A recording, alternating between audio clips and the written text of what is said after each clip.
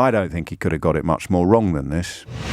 This is the 21st of October 2020, right? This is the Prime Minister speaking just over 10 days ago.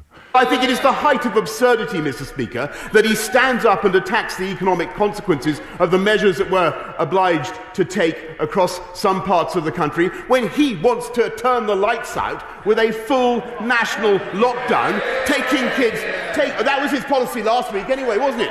Perhaps he could confirm that's still his policy. Is that what he wants to do? And, of course, rather than saying from the start, well, maybe we should all pull together, maybe don't use this as an attempt to bite chunks out of it. A week before that, on the 14th of October, he had this to say. Mr. Speaker, the plan is the plan that the right honourable gentleman supported on Monday. And the whole point, Mr. Speaker, is to seize this moment now to avoid the misery of another national lockdown into which he wants to go headlong by delivering a regional solution. And, Mr. Speaker, opportunism is, I'm afraid, the name of the game for the party opposite, because they backed the rule of six, or he backed the rule of six, and then refused to vote for it. I think at 3 o'clock, Mr. Speaker, the Shadow Health spokesman said that a national lockdown would be disastrous. At 5 o'clock, he was calling for it, Mr. Speaker.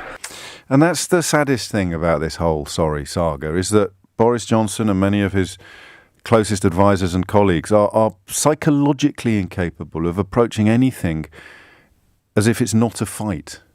You know, he has to sort of try and bite chunks out of Keir Starmer. Who does that help? Who does that keep alive? Who does that keep safe?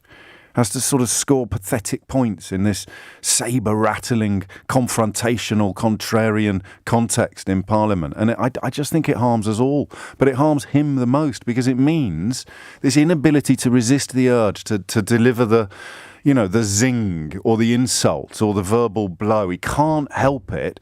And then 10 days later, he's got to undertake a complete reverse ferret. And he's psychologically incapable of admitting that he's done anything wrong. So he ends up doing what he described as absurd while also pretending that he hasn't done anything wrong. And that's why we go into this one. Well, I do at least. And if you've been listening to me since the beginning of the last one, you'll know that some of you think for far too long, clung on to the defences that better late than never.